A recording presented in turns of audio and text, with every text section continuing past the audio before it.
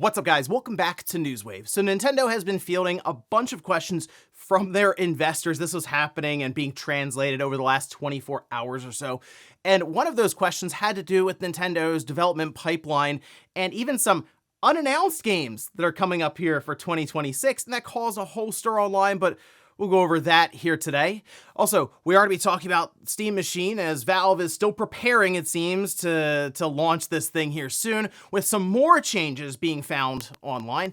And we also have some comments from the original creator for Star Fox, specifically the characters, and what he thinks about the new, more realistic, we'll say, look for the Star Fox game coming up here next month. So all of that and more. Guys, if you enjoy these videos, make sure you hit that like button. Helps out a ton. And if you're new here to the Spawnwave channel, make sure you subscribe down below. And we're going to start today with 007 First Light. It is out here in a few weeks, and I'm pretty excited. So far from what we're seeing more and more with these different gameplay trailers and deep dives, I think the game looks high quality, and I'm expecting a really, really good experience, going back to a new beginning for the 007 character. But there were concerns around the frame rate for the game, especially after that state of play that happened, and it showed some pretty rough frame rates there, especially when things were happening, explosions and stuff on screen. Well, we can see this is over on their social media account where they say 007 FPS. That's, hey, you know, somebody in the office is really proud of themselves right now for that one. They said back in September, pleased to showcase 007 First Light is running at 60 FPS on PS5 Pro. Let us know on what platform you'll play on May 27th. And they did indeed show off, I mean, it's on Twitter X here. It's gonna look very, very compressed, you know, with the video. But that said, mostly people are looking to see the frame rate, and yes, it was quite smooth, actually. Here's the thing. They also followed up with a response saying that the game will have a performance mode targeting 60 FPS on the base PS5, and the Xbox Series was also mentioned. I'm gonna say Series X, not necessarily, I guess, Series S. But just good news all the way around. Again, I'm very excited for this title coming up here in a few weeks. I will be playing it on the PS5 Pro, and I guess we'll see when it does come out how exactly that 60 FPS mode holds up. Also, we do have a response now from Microsoft around the entire Forza Horizon 6 leak situation, which is still very, very strange how exactly this happened. But we can see, now this is the response they put out. Here's Playground Games saying, we are aware of reports they build of Forza Horizon 6 has been obtained prior to its release and can confirm this is not the result of a preload issue. We are taking strict enforcement action against any individuals found accessing this build, including franchise-wide and hardware bans. We encourage fans to sit tight for the game's release on May 19th. Remember, there's also an early access period, so really we're a few days away from the game like being widely available, but we're still trying to figure out what happened. That's a question that's still lingering right now. It's like, wow, that seems like a really big mess up if it was someone who just decided to upload files and they didn't check the right box, or as they say, encrypt it. They say, though, it has nothing to do with a preload thing. Some were asking in the comments if, oh, wait, if I buy it on Steam, I can play it. No, this is something that seemed to be up for a bit, got pulled down, but the internet, of course, doesn't forget, able to grab this stuff and then just start uploading it all over the place. So I would, again, as they say, sit tight, because they are indeed banning people for what looked like thousands of years, basically a permaban for, they say, your hardware, but definitely your account, because some people were even trying to go online with the game, which seems like a really bad idea. Some were even streaming the game, so probably don't do any of that before launch if you somehow come across these files. Oh, and we have an official name change that was announced by Nintendo, specifically for the store, you can see. And they say on May 27th, My Nintendo Store will change its name to Nintendo Store. There will be no changes to the content of the service. So they're dropping the My. Now it's just Nintendo Store, so there you go. Other than branding, I mean, that's really it. It's just branding. Sony was doing something similar with like PSN, and I don't know. I guess maybe they just have in their mind something that's feels more long term, or is just better in terms of just advertising. Hey, Nintendo Store, and then they still have the little icon next to it. So there you go. May 27th, you just gotta drop the My. And guys, with some of the quick news out of the way, let's get into the bigger stuff. Let's start right away with Nintendo, as they were answering a bunch of questions to investors, with a lot of it being about the cost of the system, price increase, the current RAM squeeze. That's what many of these investors are really honing in on. And as you would expect, since it's early on in the Switch 2's life, and this seems like a rough period for Nintendo to try to navigate, along with the other hardware manufacturers, but they're showing up here specifically to ask questions about Nintendo's path forward. However, part of that also was talking about the software side because investors are starting to wonder a bit about the development pipeline and the scheduling for these different games. And now with the Q&A transcription that was put out there, it was in Japanese, and people have been running it through all kinds of translation software, AI or what have you. And we are starting to get the other side with Google Translate and stuff, at least a discernible, readable answer for some of this stuff, where we get the general meaning. Why I'm saying that is because Nintendo will eventually release one that they go through themselves to make sure any nuance and stuff is cleaned up, and we'll get an English version of this transcription. But for now, we can see what the internet's given us here with the translation and good old Google Translate. Now, the question was, please explain Nintendo's long-term thinking regarding software development. Has the increasing length of development cycles made it difficult to release major Nintendo Switch 2 titles at the same pace as before? This is from their president Furukawa saying, ideally we would like to deliver many new titles in a timely manner, but as you pointed out, software development periods have become longer compared to the past. Even under these conditions, we are implementing various initiatives such as refining development structures and processes to ensure many titles can still be enjoyed on Nintendo Switch 2. Going forward, regardless of whether a title is considered a major title or not, we are preparing a wide variety of new games for Nintendo Switch 2. In addition, for the lineup in the second half of this fiscal year, we have prepared new titles beyond those already announced, and we will share details at the appropriate timing. I do thought it was kind of funny that this made so many headlines out there. Nintendo has more games for 2026. It's not just going to stop in July. And I mean, we still need release dates for something like Fire Emblem. Like that, I could see that being an August release, for an example. But yeah, beyond that, there will be some holiday games from Nintendo. I mean, outside of that, like the Duskbloods, I think that'll be later in the year as well. But there's this Ocarina of Time remake that's floating around. You know what I would like to see Nintendo focus in on more and more? Kind of the target of these like $40 and $50 games, even to fill in the gaps. I know Drag X Drive obviously was put out there as like a, hey, here's what you can do with the mouse controls, and it didn't catch on. I like the idea of the occasional like smaller experience, but it's $20. And you do try something fairly creative with that. It didn't hit, but I would like to see them keep trying, working to kind of fill in the gaps and have quicker release schedule, games that are put into development for a year or two, like pretty quick turnarounds, rather than, yeah, it's taking a while because we are moving into 4K development, which does mean more realistic visuals, as you're seeing with Star Fox, which people are looking at that as that's the best game in terms of graphics I've seen out of Nintendo. It's like you start doing stuff like that, it will just take longer. It's not just Sony and Microsoft who are going to deal with that. No, Nintendo will too here. So it's interesting for Nintendo to now having to work around that because they are so reliant on their first party offerings to, yes, sell their hardware, but also just flat out make money. Like they don't rely on third parties as much as Microsoft and Sony do, so they have to still have a pretty consistent flow of games. Still though, I think they'll be setting up their second half pretty nicely. Fire Emblem, Duskbloods, and Ocarina of Time remake is gonna go crazy. I see people just at the rumor and the idea of it kind of losing their minds a bit because it is that kind of game, that special moment in time for the N64 back then. I mean, you look on a lot of these, like the big ratings boards and stuff, it's Ocarina of Time is the #1 highest rated game. As long as Nintendo remakes it correctly and doesn't get too weird with it, I think they'll have an easy system seller with that game, and that can work to anchor their entire system for the holiday season.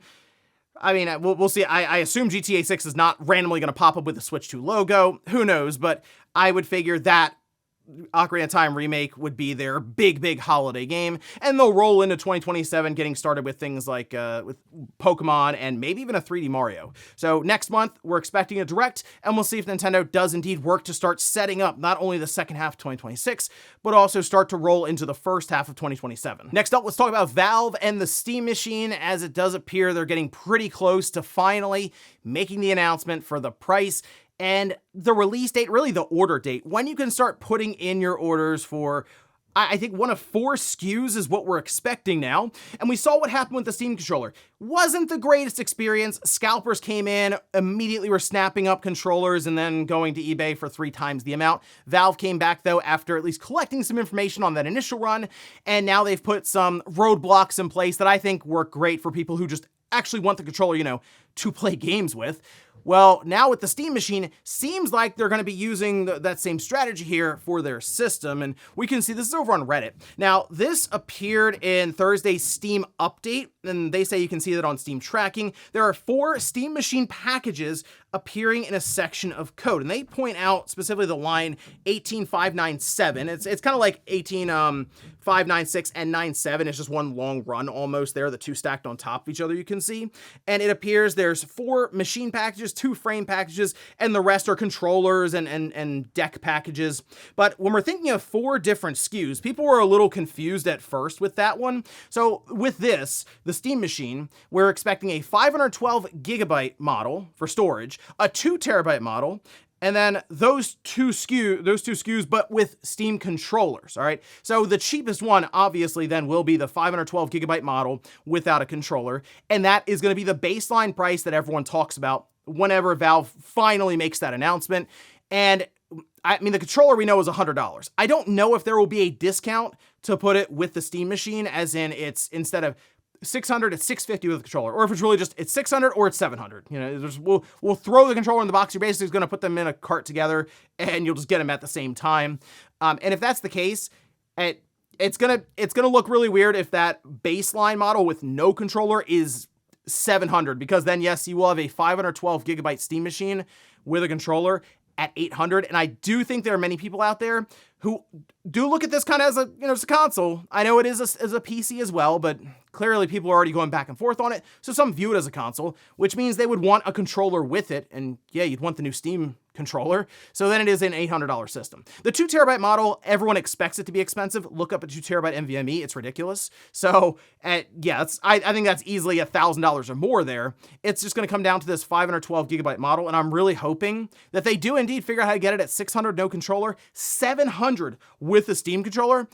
I think they can make that work. It's still higher than I would like to see and was expecting, but I don't think too high to where people are going to go, I may as well just build my own living room PC at this point and then buy the Steam controller, because then it would just be more expensive outright. So here's hoping Valve has it figured out. But the fact that we're seeing all this stuff move around, the reservation stuff figured out to where, I mean, again, they should have it so that if you bought a game weeks ago, and it's 1 per customer, and that way we don't see Steam Machines showing up on eBay for 3 times the amount. They should have that all worked out, and now we should be seeing them make a move and start to get the ball rolling on announcements for price and release date, I think, in the next week or 2. Next up, let's talk about ShiftUp, as they themselves were answering questions with investors. Specifically, they were talking about the next Stellar Blade, I guess Stellar Blade 2, we'll see if they have a different title for it, but then also plans to reach more of an audience with the first game. All right, so we can see this is over on VGC saying in a Q&A following its Q1 earnings presentation, ShiftUp has stated that it will be publishing the next Stellar Blade game itself, saying, quote, development of the next Stellar Blade title is progressing smoothly, on track to meet our targeted quality standards. Notably, starting with this next title, ShiftUp will transition to a first-party service model. This will allow us to lead marketing strategies that fully reflect the distinctive identity of the Stellar Blade IP, and we expect to communicate the unique appeal of its universe to players more directly and effectively. They go on to say, building on the strong fandom and evergreen IP status established by the first Stellar Blade, we are formulating an optimal go-to-market strategy designed to maximize sales and reach a broad global audience from day one. From there, they also do discuss the idea of reaching more platforms and audiences with the first Stellar Blade, and that would make sense, especially to build up to Stellar Blade 2.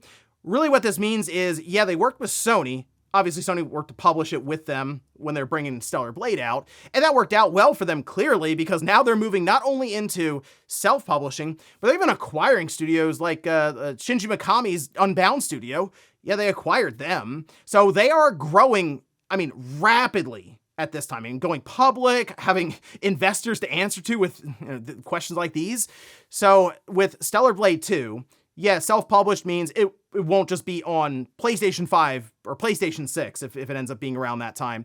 Day one, they'll be looking to also put it on PC, I'm sure they'll be exploring clearly Switch 2, whatever Microsoft is doing. They're going to look to try to get this game to as many people as possible. But I think they're also going to be working backwards to Stellar Blade, the current one, and see where else they can port it. I mean, like the Switch 2 seems like an obvious location for it. But even the Xbox, it's like it wouldn't surprise me if they just go, yeah, at this point, we're just trying to reach as many people as we possibly can. Maybe they partner with Apple like we've been seeing where different games like go to iPhone and iPad and stuff, just different things they can think of to reach more people to build their brand with Stellar Blade that clearly they want to turn into an entire franchise. So ShiftUp, man, they're moving up, that's for sure. And seeing them move now into self-publishing and acquiring studios, I think they're going to end up being one of the bigger studios to follow here over the next, I'll even just say decade at this point. And in our last bit of news, let's talk about Star Fox, the game coming up here in, less than 2 months now.